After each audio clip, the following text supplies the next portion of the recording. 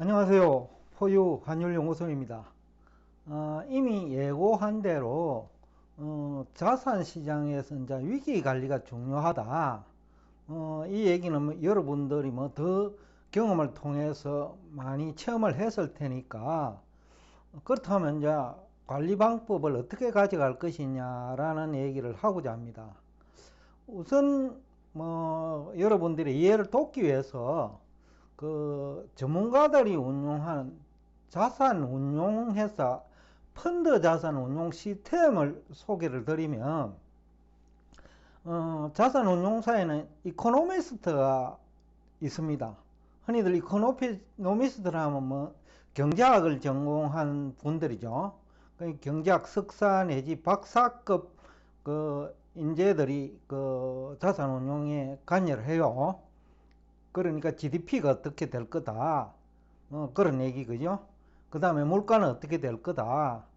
또 금리는 어떻게 될 거다. 그런 얘기를 하면서 자산 시장의 큰 방향을 설정하시는 분들이 이코노미스트죠. 근데 이제 여러분이 지난 한 2년간 체험했듯이 이코노미스트의 능력은 천차만별이에요. 여러 차례 포유환율연구소가 강조를 했던 것처럼 98 내지 99%는 경제 전문가 또는 경제학자들이 현실 경제에는 사실상 무능하거든요. 그럼에도 불구하고 이제 이코노미스트들이 자산 운용에 개입을 해요. 그 다음에 애널리스트들이 섹터별로 약 한 20명 이상 존재해요. 자동차도 분석하고 전기전자도 분석하고 요즘 인기가 있는 2차전지도 분석하고, 여하튼 여러 분야에 걸쳐서 애널리스트들이 포진대가 있어요. 이분들이 이제 흔히들 포트폴리오, 그러니까 어느 종목에 투자할 것인지를 보고서를 내죠. 또 그걸 토대로 이제 펀드 매니저가 또 자산 운용을 하고요. 그 다음에 리스크 관리팀이라고 있어요. 여기에는 대부분 경영학을 전공한 사람이 대부분입니다. 경영학의 전공자들이 재무관리 이론을 배우죠. 그런데 재무관리 이론에 이제 위험관리 분야가 있어요. 그래서 리스크 관리팀에는 재무관리사 자격증을 가진 사람, 흔히들 FRM이라고 하는데, F는 파이낸스, 금융이고, R은 리서치, 리스크고요. 그 다음에 M은 매니저예요. 그러니까 금융 리스크를 관리한다라는 뜻이죠. 그러니까 자격증을 가진 사람들도 여러 명이 있어요. 그러니까 하나의 펀드를 운용하는데 한 30명의 전문가가 동원이 돼요. 그럼에도 불구하고 대부분 실패하고 있는 게 현실이죠. 가장 실패의 선두주자 역할을 하는 사람이 이코노미스트죠. 여러분들이 지난 한 2년 동안 경험을 했을 거예요. 제가 8.15문이 출연할 때가 2021년 1월부터인데, 그때 이제 이코노미스트 다수 중국이 오히려 안전하다, 또 금을 사라, 또 환율은 달러는 가치가 떨어지고 원화 강세될 거다, 그런 얘기 많이 했죠. 그 시간이 지내놓고 보니 그것이 어떻게 보면 리스크 관리를 한 것이 아니고 리스크 테이킹을 해버린 거죠. 환율 전망에 실패해버리고, 즉 분석에 실패했다는 거죠. 그 다음에 중국 경제 분석에 실패했고, 심지어는 A 교수는 중국 출신임에도 불구하고 중국 경제를 2021년 3월에는 오판을 해가지고 미국은 위험하니까 중국에 투자하라는 얘기를 많이 했죠. 그렇지만은 오히려 중국이 망가져 버렸죠. 그러니까 중국 출신 금융학 교수인데도 중국 경제 분석조차 실패해 버린 거죠. 우리 국내 경제 전문가들이 한국 경제 분석 실패하는 거와 똑같죠. 그 다음에 애널리스트들도 분야별로 다 분석을 하는데 이게 분석 방법이 과거 자료를 가지고 얘기해요. 그러니까 과거 6개월 내지 3개월 이전 자료를 가지고 접근을 하다 보니 경제 환경이 변해버리면 과거 자료가 효용 가치가 떨어지거든요. 오히려 과거 자료를 사용하기 때문에 분석에 실패하는 거죠. 그렇기 때문에 이 리스크 관리는 굉장히 어렵다라는 얘기도 가능하고, 또 여러분들이 자산 시장에 뛰어드는 그 순간 사방팔방이 위험이에요. 즉 지뢰밭이라는 겁니다. 그만큼 자산 시장에서 성공적으로 투자를 한다는 것이 어렵다는 얘기도 되고, 그래서 이쪽 분야 전문가들이 제대로 시장에서 인정을 받으면 몸값이 뭐 몇백억 되거든요. 예를 들어서 미국의 경우 환율 전문가로서 검증을 받은 사람이라면 포유 환율 연구소 정도만 돼도 연봉이 100억이 넘어요. 여러분들은 뭐 공짜로 이 정보를 이용을 하고 있지만은, 그 다음에 포유 환율 연구소 정도의 실물 경제 분석 능력이 있으면 1시간 강의하면 막 2억 3억씩 해요. 그만큼 이제 능력이 있는 사람의 몸값이 비싼 이유는 이 시장은 일반 재화하고는 달라요. 일반 재화, 예를 들면 우리 명품 가방 예를 들어 봅시다. 명품 가방이 왜 명품 가방일까요? 여성분들이 명품 가방 선호하죠. 그러면 거기에는 그 모든 요소들이 명품이에요.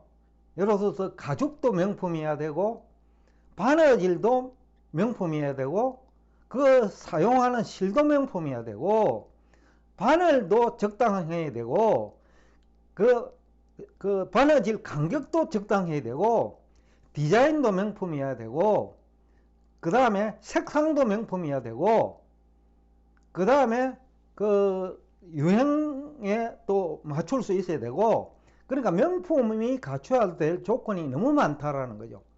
근데 그 중에서 하나라도 명품과 거리가 멀면 그 가방은 일반적인 가방이 돼버려요. 근데 가방은 일반 가방도 쓸만해요. 명품 가방이 아니더라도 쓸만하다는 거죠. 그러면 자산 시장은 적당한 거는 안 통해요. 즉 명품에 해당되는 분석 능력, 그러니까 명품 이코노미스트, 명품 애널리스트가 돼야 된다는 거죠. 그렇지 않고 평범하면 50% 이하, 98%죠. 98%의 이코노미스트와 애널리스트는 어설픈 그 전문가 내지는 워런 버핏 용어를 빌리면 어리석은 이코노미스트이면서 애널리스트거든요. 그래서 이분들은 사실상 가치가 없는 사람이에요. 즉 무능한 사람이라는 거죠.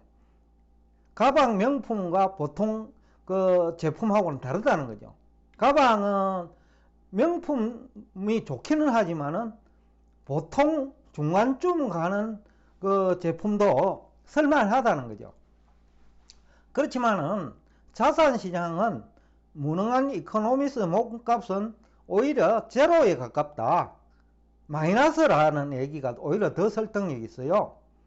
어설픈 지식은 여기에는요, 쓰레기 정보예요. 차라리 모르는 것이 낫다. 어설프게 알면 모르는 것이 낫다. 그래서 제가 앞 시간에 그 화폐를 어느 화폐를 가지고 우리가 의사결정에 사용할 것이냐, 그리고 그 다음에 물가와 GDP는 연동이 되어 있는데 대부분은 물가 따로 GDP 따로 접근하는 사람 많아요. 그러니까 어설픈 이코노미스트죠. 그런 사람이 98%다. 교수도 마찬가지예요. 경제학 교수도 대부분 연결이 안 돼요. 환율과 금리가 밀접하게 연결되어 있는데 금리가 환율에 미치는 영향은 건보니 제도 시대 그때는 고정환율 제도니까 환율이 금리에 미칠 영향은 그렇게 크지 않아요. 그런데 오늘날은 변동환율 제도니까 오히려 환율이 금리에 미치는 영향이 큰데 그걸 이해하지 못하고 옛날 과거 근본위 제도 시대 얘기를 막 늘어놓거든요. 그러다 보니 틀리는 거죠. 또 금리도 그 기준금리 결정 원리와 시장금리 결정 원리는 완전히 달라요. 그런데 마치 기준금리 결정 원리와 시장금리 결정 원리가 동일한 것처럼 이해하고 있는 이코노미스트도 많고, 애널리스트도 그 최소한의 제대로 된 이코노미스트 분야의 지식이 있어야 돼요. 그게 없이 자기 분야만 접근하다 보면 맨날 그 시장과 완전히 다른 거꾸로 분석을 하게 되지요. 그게 2022년 초 그 기술주 투자하라 그런 애널리스트 많았죠. 98%가 그런 애널리스트니까요. 그러니까 그만큼 이 애널리스트가 유능해진다는 것도 어렵고, 이코노미스트가 능력 있는 즉 부가가치 창출할 수 있는 경제 전문가가 되기도 어려운 거죠. 리스크 관리도 마찬가지예요. 경영학 전공했다고 해가지고 리스크 관리 잘 하는 거 아니에요. 앞에서도 잠시 얘기했습니다만 재무관리사들이 주로 경영학 전공자들인데 이분들이 경영학 재무관리 이론 다 배웠을 거 아니에요. 거기에 리스크 관리 방법이 있어요. 리스크 관리 가능한 것도 있고 리스크 관리가 어려운 것도 있는데, 관리가 가능하다고 교과서에는 기술되어 있지만은 현실적으로는 그조차도 관리가 어려워요.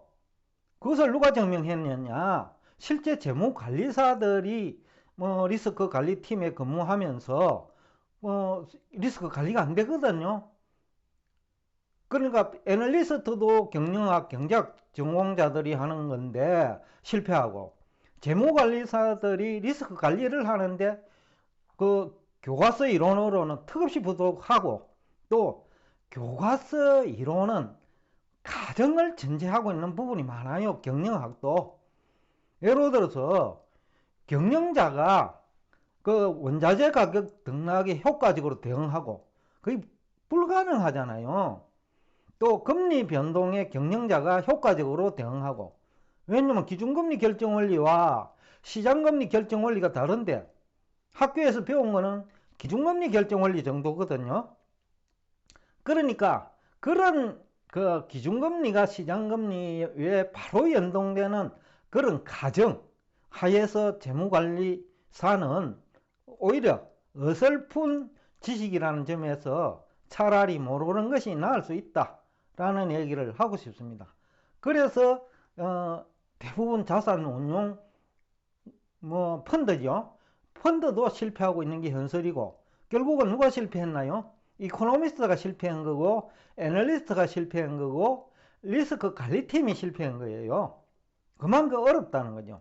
구체적인 예를 들면 2021년 3월에 중국 주식 투자하라고 이랬잖아요. 미국은 위험하니까. 그게 A 교수고 K 교수고 대부분 그런 얘기가 많았죠. 중국 전문가들도 그 얘기를 했고. 그러니까 중국 전문가조차 그 당시 중국 경제 그 현상을 파악하지 못했다는 거죠. 포유환율연구소가 중국은 위험하다, 차라리 미국으로 가라 할 그 시기도 2021년 3월이에요. 그러니까 그만큼 시각이 틀리는데 시간이 지내놓고 보면 무능한 중국 전문가와 유능한 중국 전문가로 구분되죠. 그 다음에 2022년 초에는 나스닥 기술주 투자를 모두 다 유도했지만은 대부분 그때부터 나스닥 기술주들이 큰 폭으로 하락하기 시작했죠. 그 다음에 지난해 10월 경기 침체 주장했죠. 그러면서 선물 매도, 인버스 투자, 공매도, 위험 관리하라 이랬는데, 현실은 지난해 10월부터 주가가 반등하기 시작하죠. 그러니까 이코노미스트도 분석에 실패했고 애널리스트도 분석에 실패했고 리스크 관리팀도 즉 재무관리사도 리스크 관리에 실패한 거죠. 그러니까 자산시장 즉 부동산, 주식, 채권, 금값, 석유, 실물 경제 모두 분석에 실패해버렸다. 결국 위기관리의 시작은 분석이 제대로 돼야 된다. 분석이 제대로 되지 않으면 위기관리를 한 것이 오히려 위기를 극대화시키는 결과를 초래한다는 거죠. 그래서 제가 그 위기관리 방법을 교과서가 아닌 실제 포유환율연구소가 지난 2년간 어떻게 보면 위기관리에 성공한 방송 채널이에요. 그러니까 포유환율연구소 경험을 가지고 위기관리를 어떻게 해야 그 위기를 줄일 수 있는 것인지 그리고 수익률을 제고할 수 있는지를 설명드리고자 합니다. 우선 한 8개 정도로 가지고 나왔는데 가장 중요한 게 언제 투자할 것이냐예요. 언제? 그거 중요하잖아요. 그 언제라는 그 시기에 따라서 가격이 다 틀리는 거예요. 주가가 틀리고 그 다음에 금리 틀리고 환율 틀리고 물가 틀리고 성장률 틀리고 그죠? 그러니까 언제를 선택하는 이것이 굉장히 중요한데 이것이 아마추어 경제 전문가와 아마추어 경제학 교수와 아마추어 리스크 관리 자격증을 소지한 사람이 선택 어렵거든요. 그 다음에 어떤 국가에 선택할까? 오늘날은 우리 국내에 투자해도 되고 미국에 해도 되고 일본에 해도 되고 중국에 해도 되는데 지난해 예를 들면 그 미국에 투자하는 대부분 실패를 했죠. 지난해 다른 나라도 마찬가지고 그건 언제와 관련된 투자성 결정이죠. 그죠? 국가의 그 선택에 실패한 게 아니고 언제라는 그 굉장히 중요한 그 투자 포인트에 투자 시기 선택에 실패한 거죠. 즉 매도를 해야 될 때 매수 의견을 냈다는 거죠. 그 다음에 어떤 자산에 투자할 것이냐. 자산도 종류가 많죠. 주식도 있고 예금도 있고 그러면 2022년에는 어디에 투자해야 되나요? 예금에 투자하는 것이 오히려 낫겠죠. 예금 자산 또는 현금 자산을 보유하는 게 낫다라는 거죠. 그러니까 2022년에는 그 10월에는 어디에 투자해야 돼요? 주식에 투자해야 된다는 결과론적 얘기인데 근데 포유환율연구소는 그 전망에도 성공했고 결과론적으로 성공한 거죠. 언제에도 승리했고 또 어떤 자산 나스닥 문제없다. 나스닥 투자에 성공한 거라는 거죠. 그리고 엔비디아와 같은 그 에너지 관련 주식, 에너지가 아니고요. 그 AI 관련 주식, 이것도 어떻게 보면 성공한 거죠. 그러니까 이 제일 중요한 거는 언제 투자할 것인지 이걸 알아야 돼요. 이걸 알기 위해서는 공부가 많이 필요한데 이거 구체적인 공부 또는 제가 얘기하려고 하면 시간 많이 필요해요. 여러분들이 정말 이 주식 투자에 성공하기 위해서는 인터넷 내지는 유튜브 공간에서 전문가들 90% 공짜로 제공하는 정보 있죠. 그거 그냥 공짜라고 몰다가는 여러분 재산 완전히 깡통될 수 있어요. 그래서 제대로 된 전문가를 선택해야 된다. 어떤 국가를 선택하는지조차도 모르잖아요. K 교수, 중국 출신의 A 교수. 어떤 국가에 투자해야 될지도 모르고 어떤 자산에 투자해야 될지도 몰라요. 그러니까 비트코인 투자하라고 했는데 비트코인 다 망가졌고 NFT 투자하라고 했는데 그거 다 망가졌고 그 다음에 메타버스 투자하라고 했는데 그거 다 망가졌고 그러니까 어떤 자산에 투자해야 되는지도 모른다는 거죠. 전문가 다수는 어떤 국가에 투자해야 되는지도 모르는 거예요. 언제 투자해야 될지도 모르는 거예요. 그러니까 이거 공부하려고 하면 제대로 된 전문가 찾아가지고 여러분들의 시간 투자해야 되고요. 대학 다닐 때 졸업할 때까지 최하 뭐 5천만 원 정도 들잖아요. 4년 동안. 그 정도 투자를 해도 안 되는데 이걸 공짜로 먹으려고 하면 되겠어요? 그러니까 아마추어 얘기를 들을 수밖에 없죠. 능력 없는 사람. 능력이 없으니까 또 공짜로 주죠. 공짜로 주는 것도 덥석 물면 어떻게 돼요? 여러분들이 결국 재산이 깡통계좌가 되죠. 부동산이 대표적이죠. 2021년에 경제 전문가들이 부동산 투자 유도했죠. 그러니까 금리를 몰랐다는 거죠. 또 통화량만 가지고 얘기를 한 거죠. 그러다 보니까 실패한 거죠. 그러니까 어설픈 전문가의 얘기를 들으면 가장 리스크 관리에서 중요한 1번 언제 할 것이냐. 그 굉장히 중요한 거예요. 대세 상승이냐 대세 하락이 있냐. 대세 하락이면 어떻게 할 것이냐. 달라진다는 거죠. 어떤 국가에 투자할 것이냐. 굉장히 선택이 중요한데 그거 굉장히 중요해요. 그런데 중국 전문가조차도 중국 경제 상황 파악이 안 되는 거예요. 2021년 3월이 중국 경제가 망가지는 그 시작점이에요. 그럼에도 불구하고 국내 다수 경제 전문가, 중국 전문가들은 중국에 투자하라고 했죠. 근데 결국은 실패로 끝났고 또 어떤 자산 선택에 다 실패했죠. 그 다음에 자산별로 제각기 그 가격 결정 원리가 달라요. 부동산은 부동산대로 가격 결정 원리가 있고 주식은 주식대로 결정 원리가 있고 채권은 채권대로 금은 금대로 환율은 환율대로 유가는 유가대로 그 고유의 가격 결정 원리가 있어요. 그거 공부해야 돼요.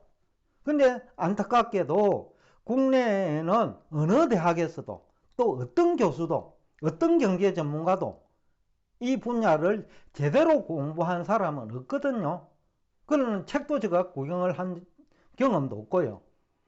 그러니까 이제 이것도 공부해야 된다. 그러니까 세상에 공짜 없는 겁니다. 여러분들이 공짜로 3프로TV 가고 공짜로 8.15 가서 정보 얻으려고 하니 하수들의 얘기죠. 저만 하더라도 8.15에 처음에 그 출연을 하지 않으려고 했어요. 그런데 한 서너 번 전화가 오길래 제가 하도 시장에 엉터리가 많으니 교통정리하기 위해서 그럼 한번 출연하게 한 것이 여러 차례가 됐죠. 그러니까 하수들이 출연을 그거 원하는 것이지 K 교수처럼 고수들은요 왜 노하우를 가르쳐줘요? 공짜로 안 가르쳐준다는 거죠. 고수들은. 그래서 공짜 정보 좋아하다가 다 걸려드는 거죠. 그 다음에 시장별로 특성이 있어요. 그 다음에 가격 영향 요소도 조금씩 차이가 나요. 그 다음에 네 번째로 거시경제 환경이 굉장히 중요해요. 이거 환경 상시적으로 점검해야 됩니다. 근데 대부분이 GDP 개념 잘 몰라요. 앞에서 잠시 얘기를 했는데 GDP와 물가는요 그 분리된 게 아니에요. 서로 상호작용하는 거예요.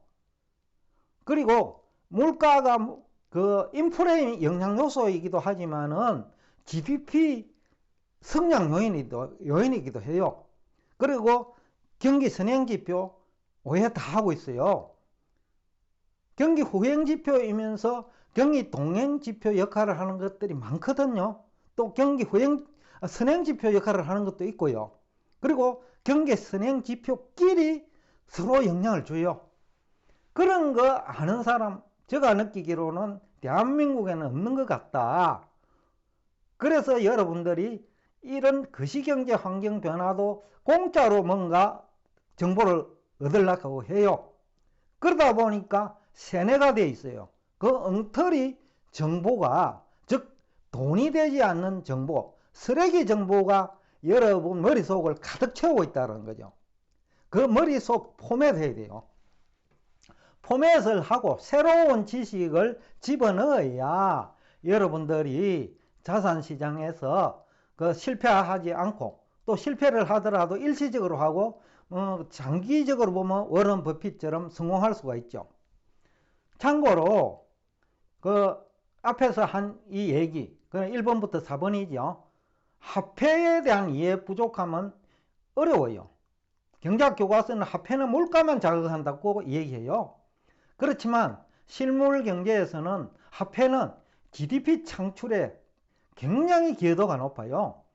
그래서 근본위 제도 시대에서 종이 화폐 제도 시대로 바뀌면서 자본주의 경제가 비약적으로 성장 발전하는 계기가 됐어요. 화폐가 물가만 자극한 게 아니라 자본주의 성장 발전에 크게 기여했다는 거예요. 종이화폐 제도가. 근데 어느 대학 교수도 어느 경제 전문가도 이 얘기를 하지 않거나 못하고 있거든요. 금리도 기준금리 결정 원리와 시장금리 결정 원리는 완전히 달라요. 기준금리 결정 원리는 중앙은행이 딱 두 가지 접근 방법이에요. 고용 안정, 그러니까 경기 침체 내지는 물가 안정, 이 두 가지를 가지고 기준금리를 정해요. 그러나 시장금리는 어떻게 돼요? 신용도에 따라서 금리가 달라요. 국가의 신용이 다르고 A급 회사의 신용이 다르고 B급 회사의 신용이 다르고 정크본드의 신용이 달라요. 장기금리보다 더 중요한 것이 신용도예요.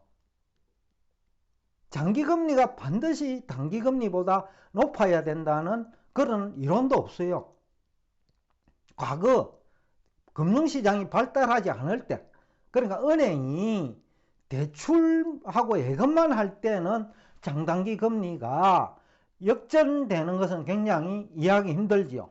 그러나 오늘날은 금리가 채권 시장에서 신용도를 반영하기 때문에 장단기 금리보다 중요한 것은 신용도예요.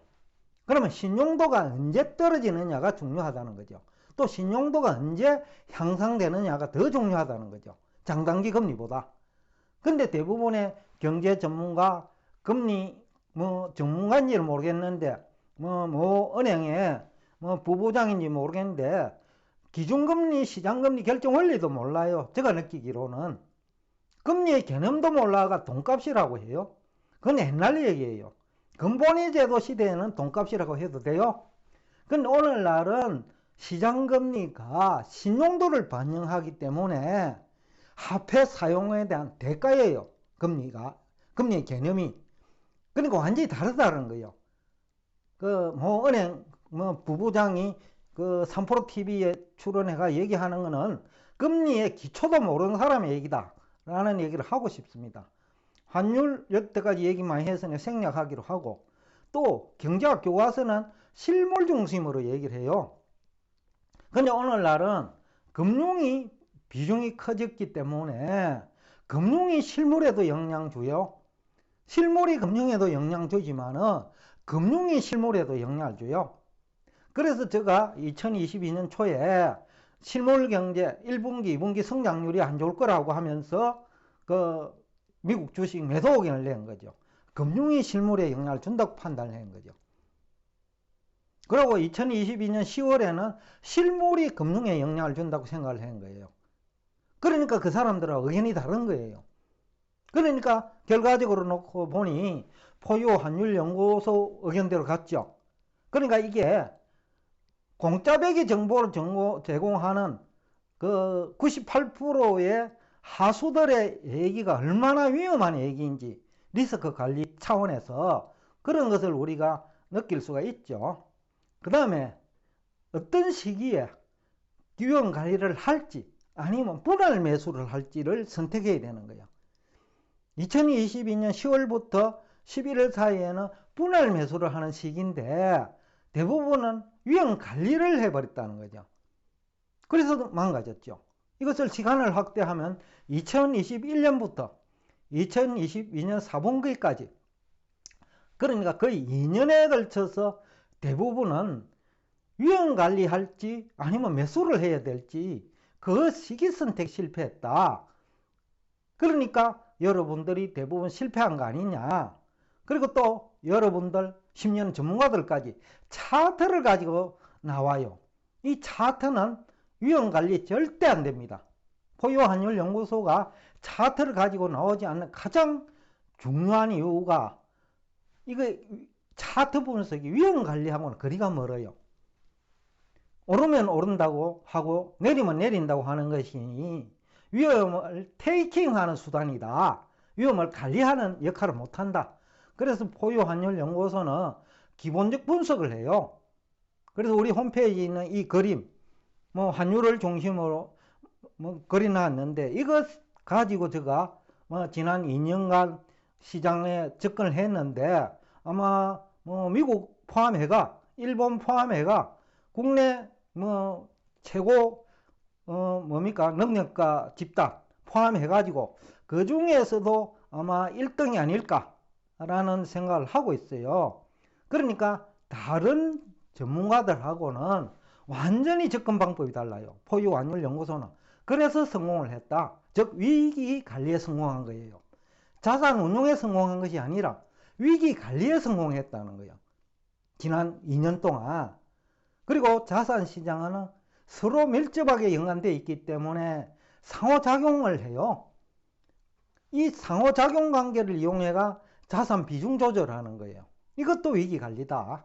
그러니까 여러분들이 좀 더 구체적인 얘기는 다음 세미나 같은 걸 하면 좀 얘기를 세미나도 한 번 정도 해갖고는 이것을 여러분들이 이해할 수가 없어요. 일주일 내지는 2주일 단위로 해가지고 한 6개월은 얘기를 해야 이것이 좀 제대로 된 위기관리가 되고 자산 운용의 성공과 연결시킬 수 있다라는 얘기를 하면서 오늘 여러분과 대화를 여기서 끝내겠습니다. 오늘도 끝까지 경청해 주셔서 대단히 감사합니다.